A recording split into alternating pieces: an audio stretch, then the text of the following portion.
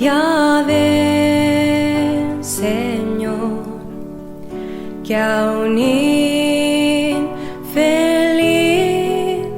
salvó. Sublime gracia, mas el Dios de toda gracia, que nos llamó a su gloria eterna en Jesucristo, después que hayáis padecido un poco de tiempo, Él mismo os perfeccione, afirme, fortalezca y establezca. A Él sea la gloria y el imperio por los siglos de los siglos. Amén. Graciame, Señor, teme. Sublime Gracia es un programa que presenta breves reflexiones fundamentadas en la palabra de Dios. Es un deseo y necesidad de mi propio corazón de conocer más profundamente a este nuestro Dios de toda gracia que nos llamó a su gloria eterna en Jesucristo. Todas las semanas, en Luz a las Naciones, canal cristiano de comunicación, puedes seguir este programa y recorrer juntos el largo pero certero sendero de la palabra de Dios. Dios me salvó y mis cadenas ya Él rompió. Sublime gracia, porque de su plenitud tomamos todos y gracia sobre gracia. Perdón, sublime gracia, inmenso amor.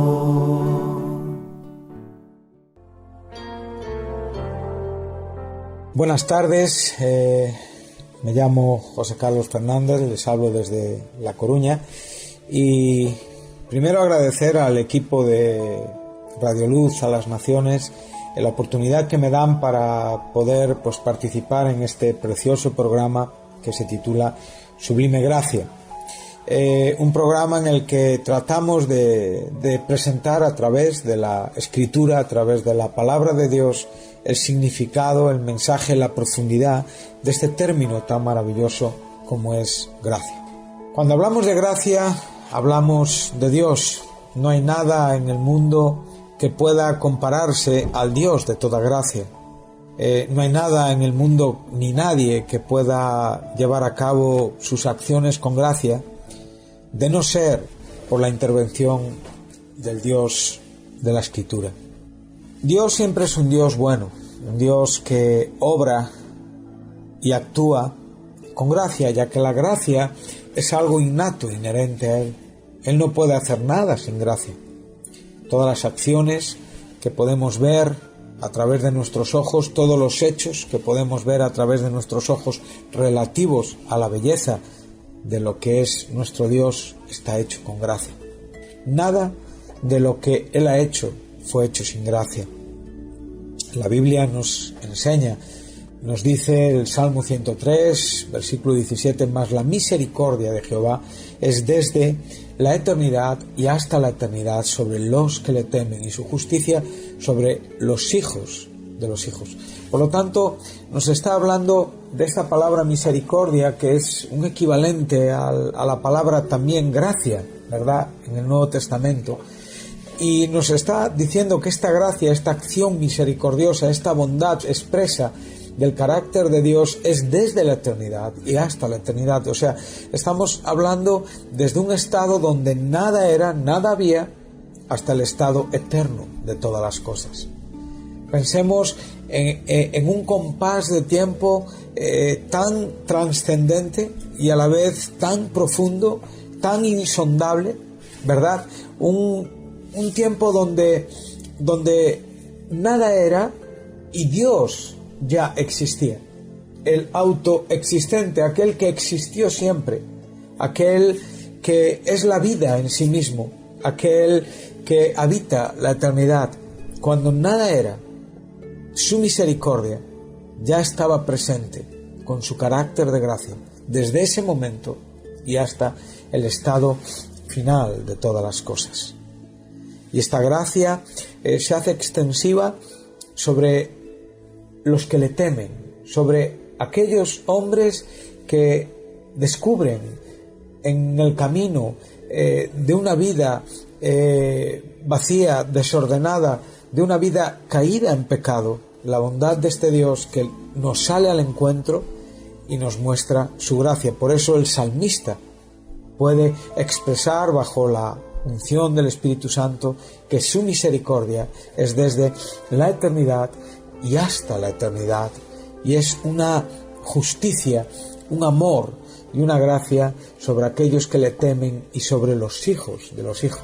O sea, podemos ver la obra extensiva y manifiesta a lo largo de todos los hombres de todas las edades. El propio salmista en el Salmo 136, en el versículo 1, de hecho en este salmo se repite constantemente esta palabra: alabad a Jehová porque Él es bueno, porque para siempre es su misericordia. O sea, en los 26 versículos que tiene este salmo se repiten conceptos, y esos conceptos concluyen con esta expresión: porque para siempre es su misericordia. Es lo mismo que decir que su misericordia es desde la eternidad y hasta la eternidad. O sea, para siempre es su misericordia. El Salmo 119, en el verso 68, el salmista declara con absoluta rotundidad: bueno eres tú y bienhechor, lo que es lo mismo, Dios es bueno y siempre hace el bien. Bueno, este panorama lo observamos y lo vemos con absoluta claridad a lo largo de todo el Antiguo Testamento. Cuando hablamos de gracia, casi siempre nuestra reflexión, nuestra mente, nuestro pensamiento se dirige evidentemente al Nuevo Testamento, donde podemos ver el pacto definitivo, o sea, la salvación a través de la fe en Cristo Jesús, a través de la redención que es por la fe en su sangre, la sangre del nuevo pacto, que es lo que en cierta manera expresa en una forma más clara, no más pequeña ni más grande, sino más clara, más reveladora al corazón de las personas, el término gracia. Pero no podemos únicamente dirigir la gracia al Nuevo Testamento, ya que la gracia es una realidad que viene entretejida en todas las páginas de la Escritura, desde el primer libro de Génesis, escrito por Moisés, hasta el último libro de la Biblia, Apocalipsis, escrito por el apóstol Juan. Estamos hablando de miles de años que transcurrieron en la propia historia escritural, y cada hombre que Dios ha usado para poder dejarnos aquí un mensaje conoció la gracia de Dios. Moisés, el escritor de Génesis, cuando tuvo la revelación en la zarza, él pudo comprender al Dios de toda gracia, al Dios de la vida, al Dios de la justicia y a la vez también el Dios de la misericordia. Bueno, podemos reflexionar sobre este asunto y podemos encontrarnos pues como en los 3 primeros capítulos de Génesis, donde con tanta claridad se nos presenta la bondad de este Dios que lleva a cabo la tarea creativa de lo que es nuestro universo conocido, el mundo donde vivimos, los planetas, las estrellas, el cielo que observamos, los mares que maravillados impactan en nuestros ojos y bendecimos al Creador por la belleza de su acción creativa. Ahí podemos ver con absoluta claridad la gracia. Todo el capítulo 1 de Génesis nos enseña con claridad en esos 6 días creativos. Sabemos que el 7º día fue el día de descanso, en el que Dios vio que todo era bueno en gran manera y descansó y santificó ese día. Y vemos como en el segundo capítulo de Génesis, cómo realmente pues nos vuelve otra vez sobre la reflexión de lo que era ese Edén, donde Dios puso al hombre, cómo eran las cosas que él había creado. Nos presenta por primera vez ese mandato donde el hombre es dirigido por Dios a la comprensión de la obediencia, pudiendo comer de todos los árboles, menos de ese árbol de la ciencia del bien y del mal, para no experimentar la consecuencia de la desobediencia. Vemos a Dios obrando con gracia, cuidándonos, vemos a Dios no dejando cabos sueltos, mirando hasta el último detalle, y vemos que es muy importante que en el verso 23 de ese capítulo 2 de Génesis es Adán quien concluye. O sea, el primer capítulo de Génesis, Dios concluye en cierta manera diciendo estas palabras: todo es bueno en gran manera, y descansó. Ahora en este segundo capítulo vemos cómo Adán expresa la bondad de Dios y ante ese colofón de su bondad, cuando Dios del hombre crea a la mujer y se la lleva a Adán para ser su compañera, entonces Adán expresa: esto es ahora hueso de mis huesos, carne de mi carne, y dice con absoluta claridad: dejará el hombre a su padre, a su madre, y se unirá a su mujer, y serán una sola carne. Y estaban ambos desnudos, Adán y su mujer, y no se avergonzaban. Bueno, estamos viendo cómo este segundo capítulo es, digamos, el momento en el que el hombre asume la responsabilidad, reconoce la bondad de Dios en cuanto a todo lo recibido, en cuanto a toda la autoridad que Dios le da, en cuanto a toda la obediencia exigida, y lo que está declarando Adán es que Dios es bueno. Y una vez más podemos ver la gracia de Dios.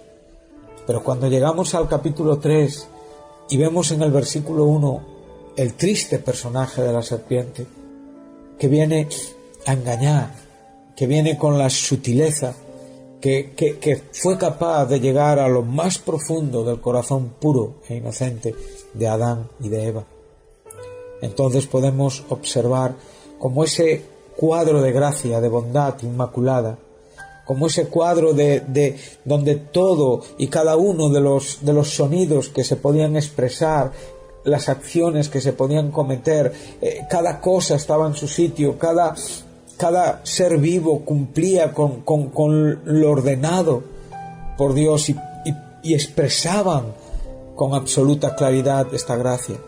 Entonces vemos como la serpiente aparece para turbar el corazón de nuestros primeros padres y llevarlos a contemplar con otros ojos lo que era la acción bondadosa y llena de gracia por parte de Dios, cambiando la verdad por una mentira, cambiando el estado puro y obediente por el de la desobediencia, cambiando la vida por la muerte.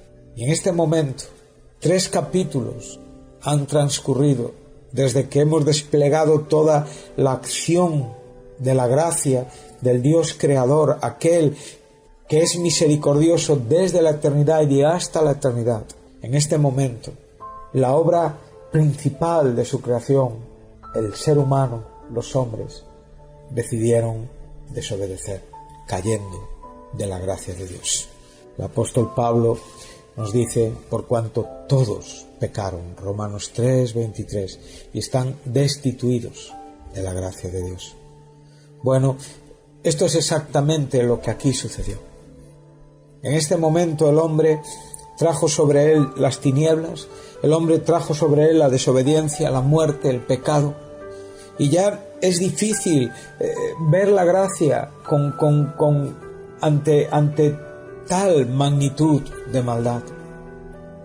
Pero aún así, como bien nos dice el apóstol Juan, estas tinieblas no prevalecieron con la bondad de Dios. Aún la gracia de Dios se pudo manifestar y pudo ser vista, aun cuando el hombre estaba absolutamente caído, aun cuando el hombre estaba absolutamente muerto, aun cuando el hombre ya no tenía ninguna comunión con Dios. Podemos ver a Dios irrumpir en el huerto y preguntar de nuevo: ¿dónde estás tú?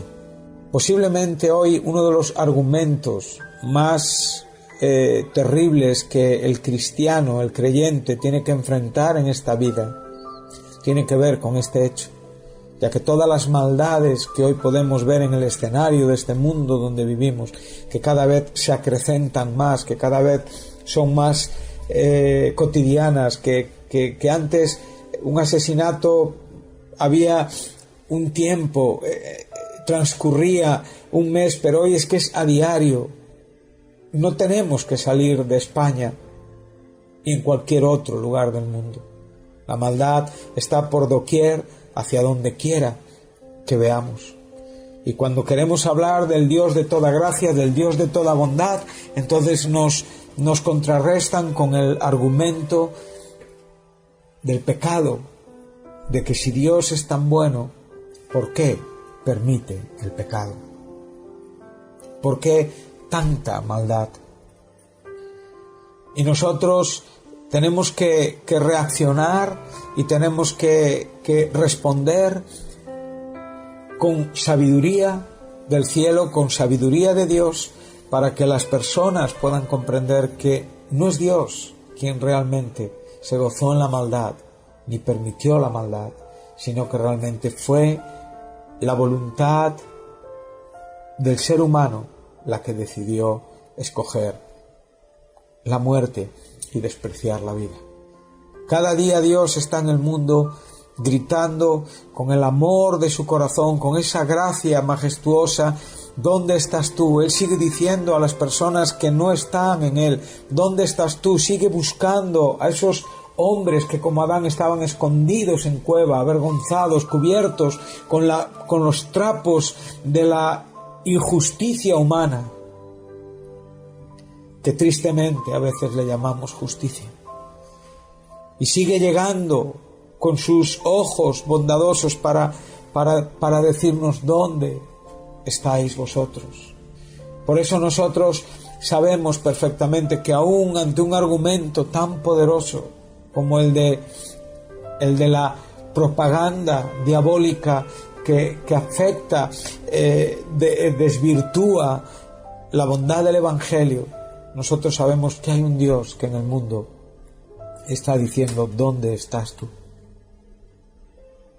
Y que te está preguntando: ¿por qué estás escondido?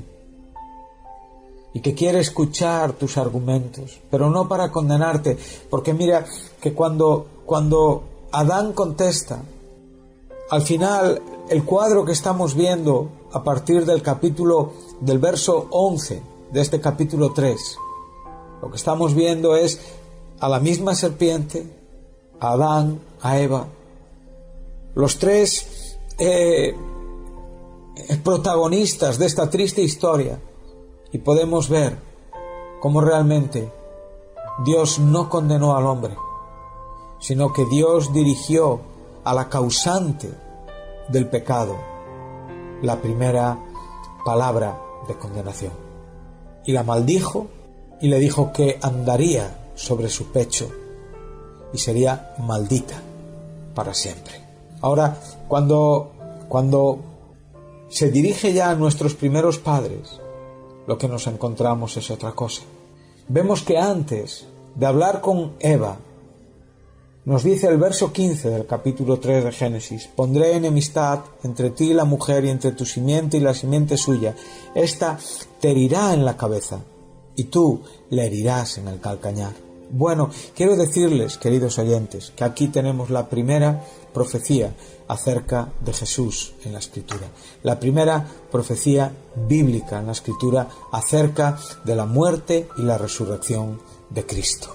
Esto es una gran noticia, porque en este cuadro oscuro, donde realmente parece que ya la bondad y la gracia eterna manifestada en esos dos primeros capítulos es absolutamente opacada, cubierta por esta triste historia, podemos ver que el amor de nuestro Dios se manifiesta todavía con mucha más abundancia, con mucho más poder, y podemos ratificar las palabras del apóstol Pablo en su capítulo 5 de su carta a los Romanos, donde dice: donde abundó el pecado, sobreabundó la gracia de Dios.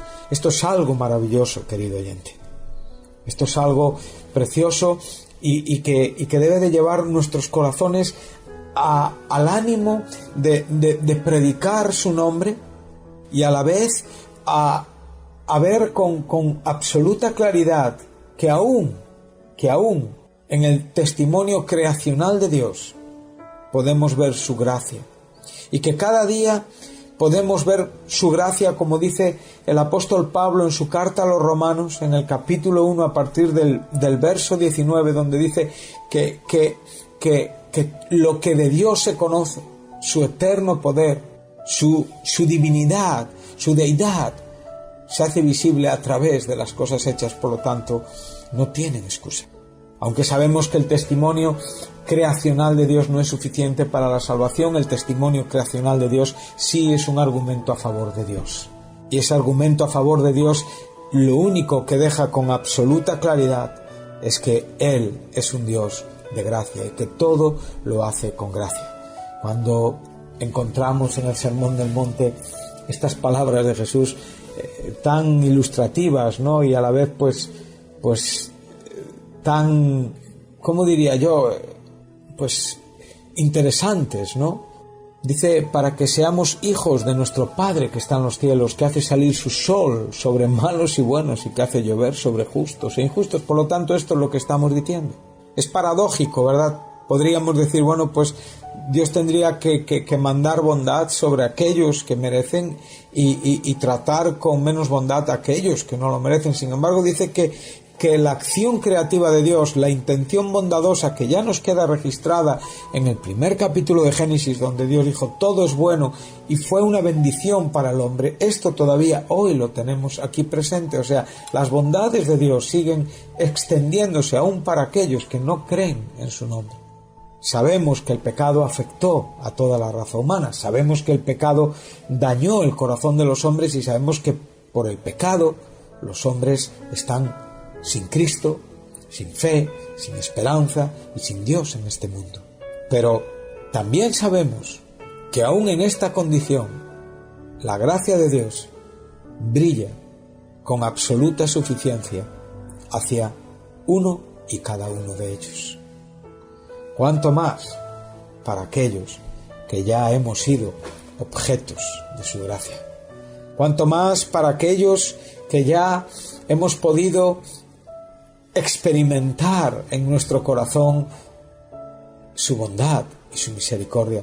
Por eso el apóstol Juan nos dice que en el capítulo 1 de su Evangelio, en el verso 17 y 18, dice: pues la ley por Moisés fue dada, pero la gracia y la verdad vinieron por medio de Jesucristo. A Dios nadie le vio jamás. El unigénito Hijo que está en el seno del Padre, Él le ha dado a conocer. Bueno, estamos viendo cómo Dios ha expresado siempre su bondad y su gracia, y cómo realmente esa gracia aún no reconocida en la justa manera que debe de ser reconocida, no por eso deja de existir.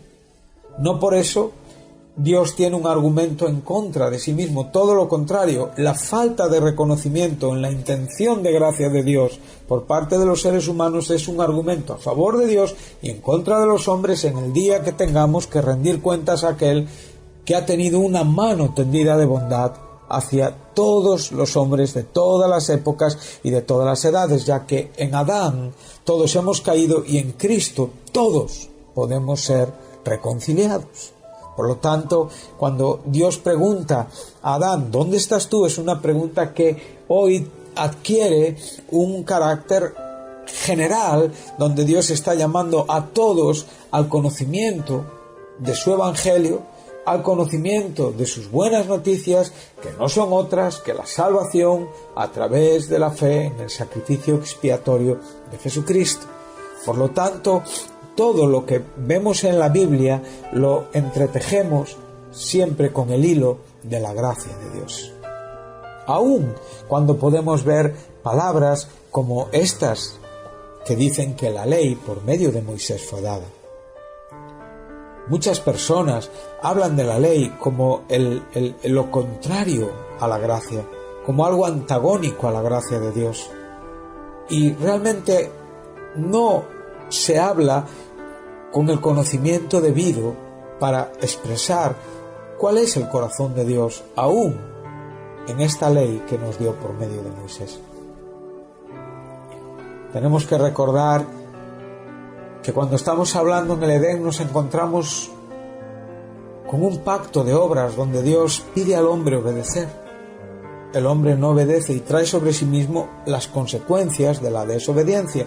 Las obras siempre dicen lo mismo: haz y vivirás.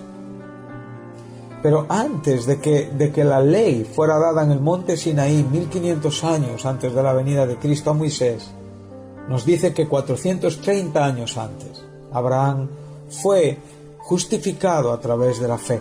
Génesis 15:6 nos dice que creyó a Dios y le fue contado por justicia. Por lo tanto, la promesa de la bondad adquirida por la fe en su carácter bondadoso, por la fe que actúa y que nos lleva a creer en Dios, y que por medio de esa fe la gracia obra y nos imputa la justicia de Dios. Eso sucede 430 años antes de que Moisés recibiera las tablas en el monte Sinaí. Sabemos que las primeras fueron rotas, las segundas fueron como una nueva oportunidad donde realmente vemos un pacto renovado que manifiesta de nuevo el carácter amoroso, bondadoso, el carácter de gracia de Dios, ya que realmente, como nos dice Romanos 10:4, el fin de la ley es Jesucristo para todo aquel que cree. Por lo tanto, el fin de la ley nos está diciendo que no es que la ley se acaba, porque Cristo siempre nos dejó bien claro que Él no vino a abrogar la ley, sino que vino a cumplirla. Por lo tanto, la palabra fin lo que significa es el objetivo de la ley era Cristo. Esto nos lo enseña muy bien el apóstol Pablo en su carta a los Gálatas, en el capítulo 3, aquí a partir del versículo 22, donde dice: mas la Escritura lo encerró todo bajo pecado, para que la promesa, que es por la fe en Jesucristo, fuese dada a los creyentes. Pero antes que viniese la fe estábamos confinados, guardados bajo la ley, encerrados para aquella fe que iba a ser revelada. De manera que la ley ha sido nuestro ayo para llevarnos a Cristo, a fin de que fuésemos justificados por la fe. Bueno, ¿qué nos está diciendo aquí el apóstol Pablo? Bueno, nos está diciendo la importancia de esta ley que vino por medio de Moisés y que realmente tuvo una acción bendecidora en aquellos que estábamos bajo ella. Primeramente, mostró nuestra condición pecaminosa en cuanto a nuestra incapacidad para obedecerla, y a la vez nos mostró y nos señaló a un Salvador. Sabemos que por medio de la ley nadie es salvo. Sabemos que por medio de la ley no tiene un poder vivificador. Sabemos que la salvación es por gracia mediante la fe. Pero lo que Pablo dice es bíblico, es escritural y es correcto, y nos enseña que la ley tuvo un efecto bueno en los seres humanos, aun cuando nos mostró nuestra condición caída y el veredicto de nuestro pecado, que no era otro que la muerte. La paga del pecado es la muerte.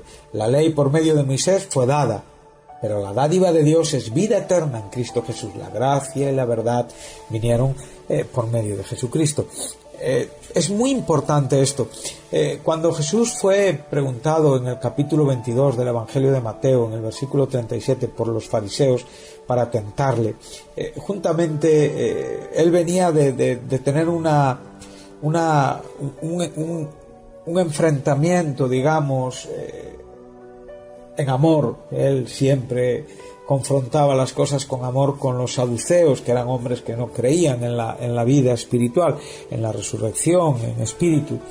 Pero Pero los fariseos, que si eran hombres que creían en la vida después de la muerte, le dijeron que cuál era el mandamiento más importante, con la intención de probarle y de tentarle. Jesús contestó: el primero y el más importante es amar a Dios con todo tu corazón, con toda tu mente, con todas tus fuerzas, con toda tu alma. Y el segundo, dice, es semejante al primero: amarás a tu prójimo como a ti mismo. Y en esto se resume toda la ley y todos los profetas. Bueno, hasta ese momento estábamos confinados bajo la ley. Los 10 mandamientos que se dieron en Sinaí exigían del hombre una justicia y una santidad que, además de otros muchos mandamientos más que había. Pero Jesús, cuando es preguntado acerca del mandamiento principal, ve lo que aquí Pablo nos está enseñando. Ve a muchos hombres confinados bajo la ley para poder recibir las palabras de aquel que nos habló de amar a Dios y amar al prójimo. Él no venía a revolucionar la ley. Él no venía a resumirla o a reducirla o a devaluarla o a aguarla o a adulterarla. No, Él venía a cumplirla. Jesucristo cumplió la ley y con estas 2 palabras evidenció todo el sentido de la ley y lo llevó a la experiencia de su muerte en la cruz del Calvario, donde Él amó a Dios en la manera más profunda y más perfecta que Dios puede ser amado, obedeciéndole al Padre hasta la muerte y entregando su propia vida en obediencia al Padre, y a la vez nos amó a los pecadores en la manera más profunda y más perfecta que un hombre puede amar a otro hombre.